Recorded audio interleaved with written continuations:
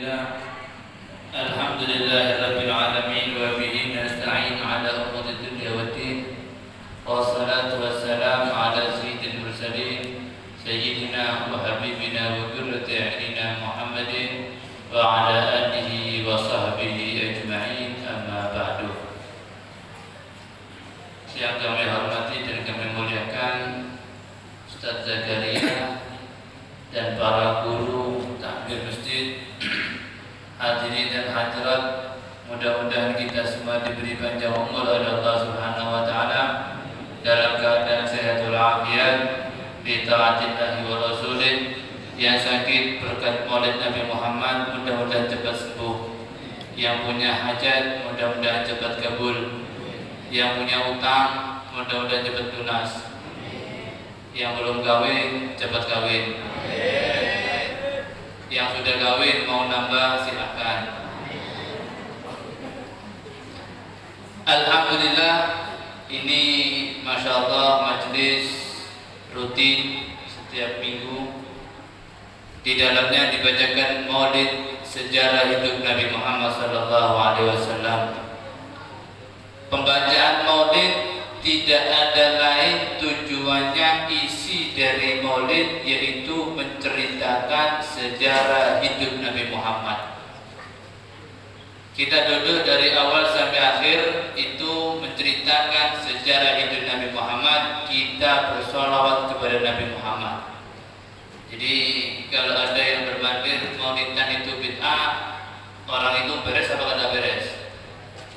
Hah? Maulidan bid'ah, hukumnya haram, masuk neraka. Nah, ini perlu dipertanyakan ini. Karena Pak, kita di sini duduk membaca sejarah hidup Nabi manusia yang paling mulia, yaitu Nabi Muhammad SAW. Ada satu riwayat, inda dzikri salihin tanzilur rahmah. Ketika kita menceritakan, menyebut nama orang soleh, maka di dalam situ rahmatnya Allah turun. Kita duduk menceritakan guru sepuh pun atau wali, siapapun walinya, kita duduk menceritakan wali. Diriwayatkan di dalam duduknya kita rahmatnya Allah tuh turun. Bagaimana yang kita ceritakan para walinya wali, para orang solehnya orang soleh itu Nabi Muhammad SAW. Kita kalau mengadakan maulid disebutkan di dalam maulid tiba tadi itu, walau anna amilna kullahi di Ahmad maulidan kad kana wajib. Kalau seandainya kita mengadakan membaca maulid Nabi Muhammad setiap waktu, ada riwayat lagi yang mengatakan setiap hari. Kalau seandainya membaca maulid setiap hari itu hukumnya wajib niskayah, maka wajib bagi umat Nabi Muhammad membaca maulid setiap hari. Ya, jadi kata saya bertiba, kalau wajib baca maulid setiap hari, niskaya hukumnya wajib. Ini alhamdulillah kita duduk di sini membaca maulid Nabi Muhammad. Ini bukan semua orang bisa duduk di sini, kecuali orang yang mendapat hidayah dan taufik dari Allah Subhanahu wa taala. Karena apa?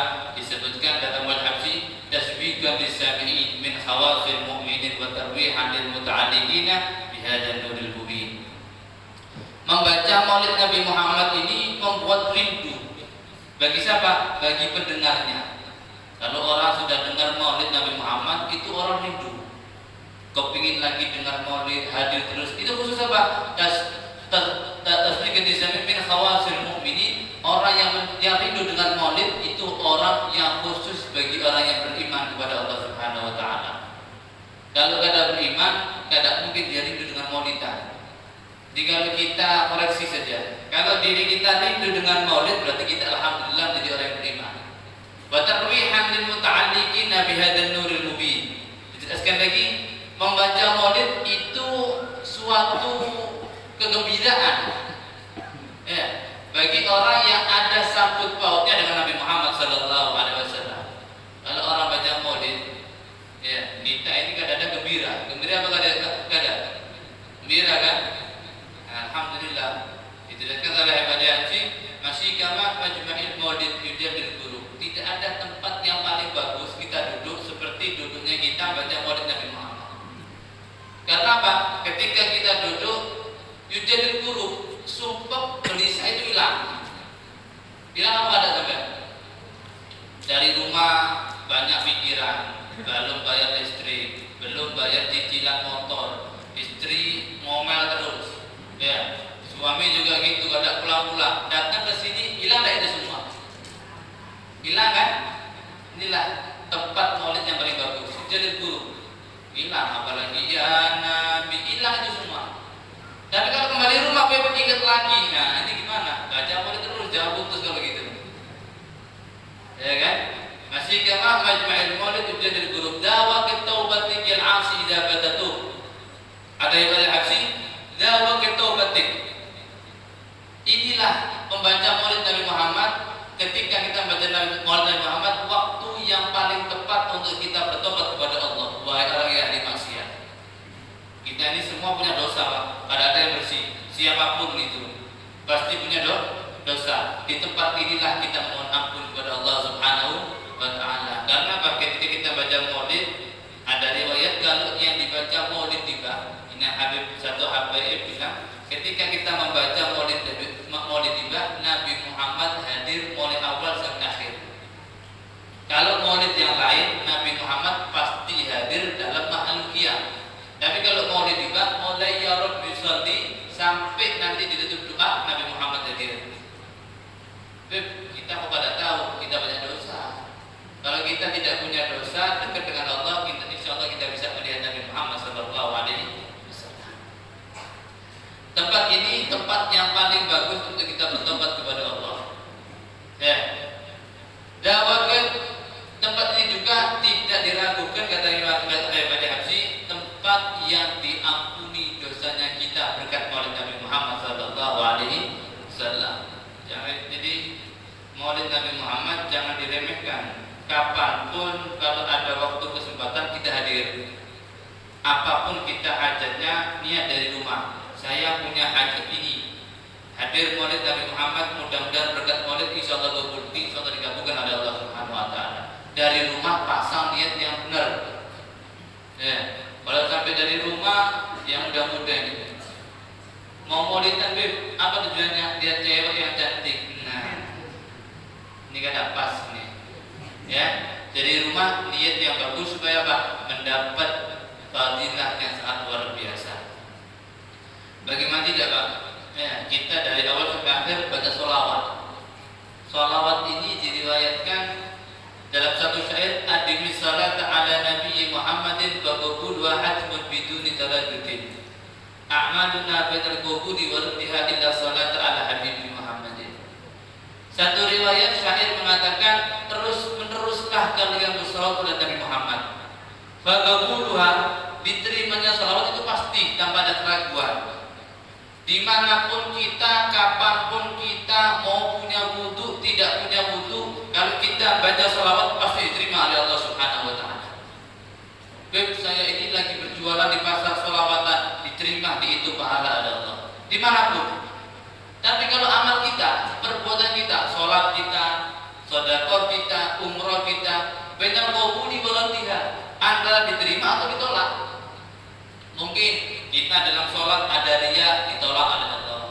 Kita sedekah kepingin dipuji oleh orang, riya tidak diterima oleh Allah Subhanahu wa Ta'ala. Tapi kalau sholawat dari rumah tujuannya hadir maulidan, ya, untuk apa? Cari makan seandainya, tetap dihitung pahala oleh Allah Subhanahu wa Ta'ala. Walaupun niatnya tidak bersolat pada Nabi Muhammad Sallallahu Alaihi Wasallam. Jadi kita terus jangan sampai putus, ya, jangan sampai putus. Sebelumnya kita istiqomah. Kita dari awal sampai akhir pembacaannya sholawat kepada Nabi Muhammad, tidak ada yang lain, ya, tidak ada yang lain. Ini saya diberi waktu 2 menit itu.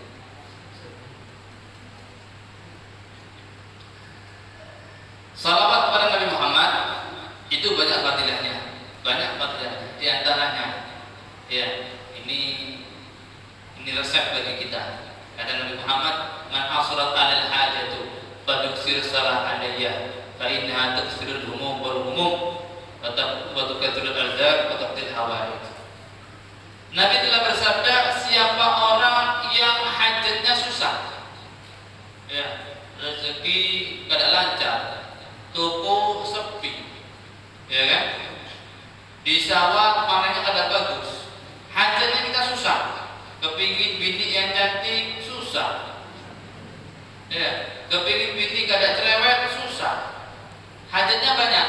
Maka apa kata Nabi Muhammad? Maka fadhil salat alaiya, perbanyak salawat kepada Nabi Muhammad. Karena apa? Siapa yang banyak salawat kepadaku, kesungguhan kegelisahan akan hilang, rezeki akan banyak kata Nabi Muhammad, dan hajatnya akan dikabulkan oleh Allah Subhanahu wa taala. Ya, kalau zaman sekarang ini maaf kebalik. Kalau hajatnya susah, tubuhnya sepi, ya, usahanya ada lancar, larinya ke dukun. Larinya ke dukun, bukan ke Nabi Muhammad. Ini yang kebalik. Ini yang kebalik. Kita ikuti ajaran Nabi Muhammad sallallahu alaihi wasallam. Jadi ayo majelis ini diteruskan, jangan sampai kita sia-siakan. Kita bagaimanapun kita usahakan hadir. Kalau ada yang bilang nafsu kita lawan, ya, karena apa? Fadilnya yang sangat besar duduk kita dalam sini ini. Apalagi setelah baca maulid diadakan membaca kitab, taklim, ya, majelis ilmu. Nah, majelis ilmu juga besar pahalanya. Dalam satu hadis, hudurul majlis ilm afdal min ibadah alfi raq'ah wa iyadah alfi marid wa huduri alfi janazah. Hadirnya kita, duduknya kita di majlis ilmu itu lebih afdal daripada kita sholat 1000 rakaat. Pernah enggak sholat 1000 rakaat sampai? Hah? Ada pernah kan? Kita duduk di sini 1 jam, 1 jam setengah, itu seperti lebih afdal daripada sholat 1000 rakaat. Menjenguk 1000 orang sakit, mensolati 1000 jenazah. Jadi ketika kita duduk 1 jam, 1 jam setengah hadir majelis ilmu, itu pahalanya sudah 3000. 1000 sholat rakaat, 1000 menjenguk orang sakit, 1000 mensolati jenazah. Mampu dah? Dalam waktu 1 jam 3000 ini saya mengerjakan, mampu dah? Hah? Dah mampu kan? Nah, adanya di sini, ayo kita manfaatkan. Yang penting majelisnya majelis ilmu. Jangan jadi majelis yang lain. Di sana tuh ada majelis apa? Orkesan, yang lain ceritanya sudah. Ya, majelis ilmu. Duduknya kita walaupun sebentar mendengarkan ilmunya Allah Subhanahu wa taala mendapat 3000 ganjaran. Apalagi kalau sampai ngajak adik, ngajak kakak, ngajak saudara, ya, ngajak istri. Kalau kita mengajak 1 orang, fadilahnya, ganjarannya 1 kali lipat, berarti 2 kali lipat. Kalau kita ngajak 3 orang, 3 kali lipat. Kan ada.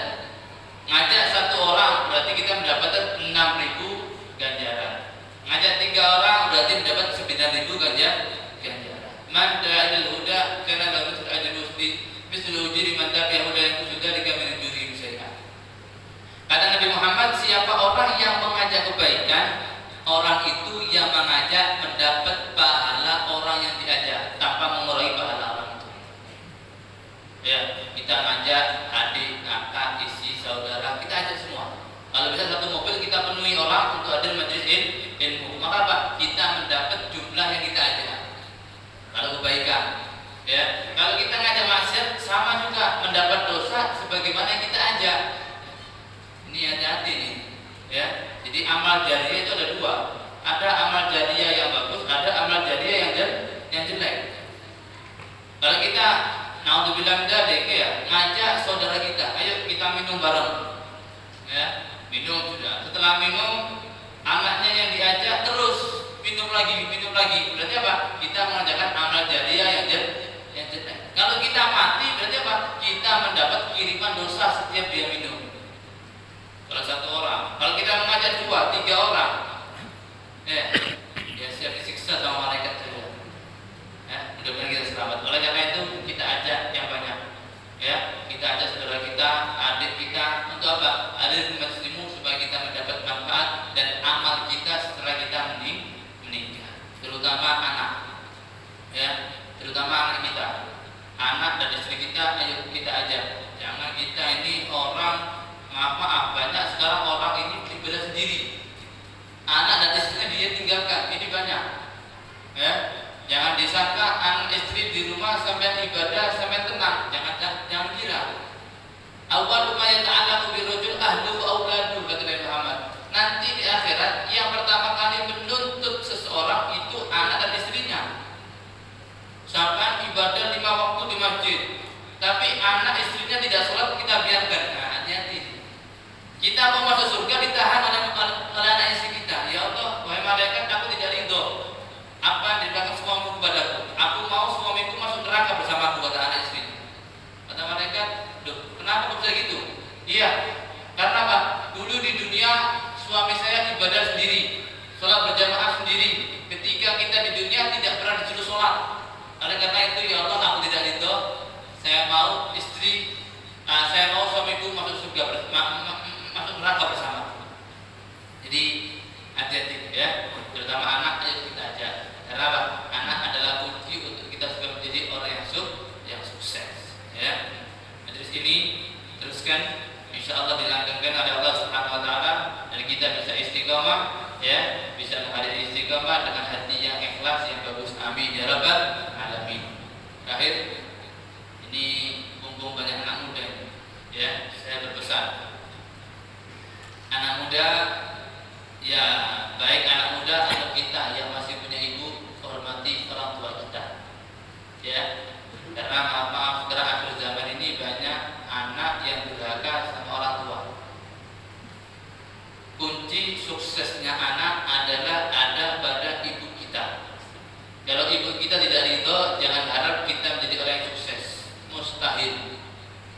Mustahil. Ya. Semua orang yang sukses berkat doa orang tua. Siapapun itu, mau itu sukses masalah duniawi atau sukses menjadi wali Allah, pasti berkat daripada doa ibunya. Maulid Habsyi, Habib Abdurrahman Habsyi, beliau menjadi wali Allah bisa mengarang maulid berkat doa daripada ibunya. Ya, tidak ada lain. Habib Ali itu dulu ketika masih kecil, setiap ada wali lewat, orang alim lewat, beliau lari ke ibunya. Ibu, doakan Ali ini seperti wali itu. Doakan ibu Ali ini seperti orang alim itu. Apa kata ibunya? Wahai Ali, aku doakan kamu lebih daripada itu. Derajatmu lebih tinggi daripada orang itu. Sekarang beliau menjadi orang yang terkenal mengarang maulid Habsyi, Habib Ali bin Muhammad Al-Habsyi. Beliau juga pernah berkata kepada Habsyi, ibu, kalau ibu tidak punya uang, ya, kalau ibu tidak punya uang untuk belanja, jual diri ibu di pasar, uangnya ibu bawa. Nah, ini ada tidak sekarang yang gitu? Ada tidak kira-kira? Jangan dirinya, saya mau tanya HP aja. Ibu, kalau ibu tidak punya uang, HP ulun ibu jual, ada tidak? Nah, kalau orang sini coba ada ya, kalau yang lain tidak jawab. Ya, ayo kita hormati. Karena apa? Ridhonya Allah ada pada ibu. Kata Allah dalam hadis qudsi, man asbaha murdiyan wa muskhitan bi walidayhi fa anhu saqit. Wa man asbaha muskhitan bi wa murdiyan bi walidayhi fa anhu radin. Kata Allah dalam hadis qudsi, siapa orang yang di pagi hari membuat aku ridho, malamnya dia tahajud, ibadah, salat subuh berjamaah, ngaji Al-Quran, tapi di pagi hari dia membuat orang tuanya murka, hari itu juga aku tidak ridho dengan dia. Dan barang siapa yang di malam hari aku tidak ridho dengan dia, kata Allah, tapi orang tuanya pagi hari ridho kepada dia, hari itu juga aku ridho kepada dia. Berkata apa? Orang tua ridho kepada dia, aku ridho kepada Allah Subhanahu wa Ta'ala. Jadi oleh karena itu jangan sia-siakan orang tua kita masih hidup, ya, terutama yang sudah beristri. Ini hati-hati nih. Kadang-kadang lebih mendahulukan istrinya daripada ibunya. Kalau sih nggak ada ya. Hah? Kalau ada punya suami punya uang banyak, kira-kira istri dulu apa ibu dulu kita tawari? Hah? Punya makanan yang bagus. Kalau kita punya makanan yang bagus, yang kita tahu apa? Ibu kita, istri kita, apa istri muda kita? Hah? Kalau kita mendahulukan istri, hati-hati, ya. Hati-hati karena apa? Suami tetap ridhonya sama ibunya, ya. Jadi bagaimanapun muliakan orang tuamu, ya. Jangan sampai kita sia-siakan. Dan saya juga pesan kepada ibu-ibu yang di belakang, jangan sekali-kali mendoakan anaknya yang jelek. Ya, doakan anaknya yang bagus. Bagaimanapun dia nakalnya, jangan doakan yang jelek. Ya, nah maaf, kadang-kadang kalau ada ibu sudah marah, anaknya nakal, itu omongannya ibu pada terkontrol. Oh, anak kurang ajar, anak setan. Nah, ini bisa menjadi doa. Karena apa? Doanya ibu itu lebih mustajab daripada doanya wali kutub. Jadi hati-hati, ya bu ya, bu, guring ya, hati-hati bu ya, nggak tolong dijaga doanya, ucapannya dijaga. Kalau anak kita nakal, kita minta sama Allah, ya Allah berikan mereka hidayah, ya Allah jagalah mereka. Kalau sudah lepas kontrol, kamu kalau keluar ketabrak nanti, keluar beneran pasti ketabrak itu. Ya, jadi hati-hati. Ya, si anak minta itu dari orang tua, dan orang tua jangan mudah berucap yang jelek untuk anak. Mudah-mudahan kita semua selamat dan menjadi anak yang dibanggakan oleh orang tua yang selalu itu kepada kita. Amin ya rabbal alamin. Minta maaf ada salah kurangnya, kebanyakan ada minti. Wassalamualaikum warahmatullahi wabarakatuh.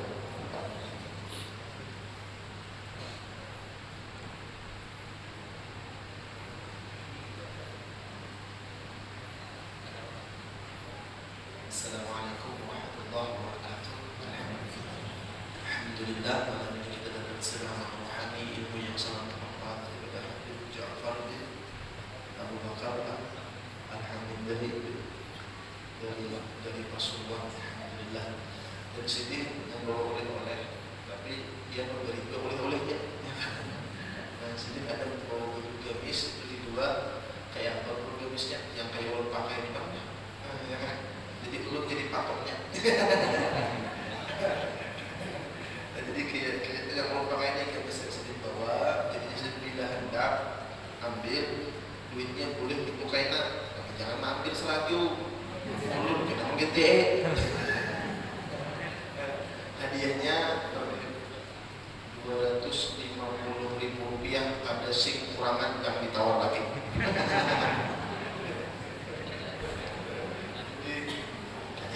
Ambil ya, mungkin kita mau bantu sini, insyaallah mudah kawat. Mungkin itu aja yang dapat kami sampaikan, dan kita banyak-banyak berterima kasih kepada Al-Habib. Mudah-mudahan dengan berkah marhaban sering mengilangi majlis kita juga bisa bertemu dengan Rasulullah SAW dalam hidup dan jaga kita. Mudah-mudahan Allah mengabulkan semua hajat hidup kita, mautan dunia wal akhirah. Semoga kita mati beriman husnul khatimah, masa sudah bighairi hisab. Bersama Habibuna Muhammad sallallahu alaihi wasallam. Al-Fatihah.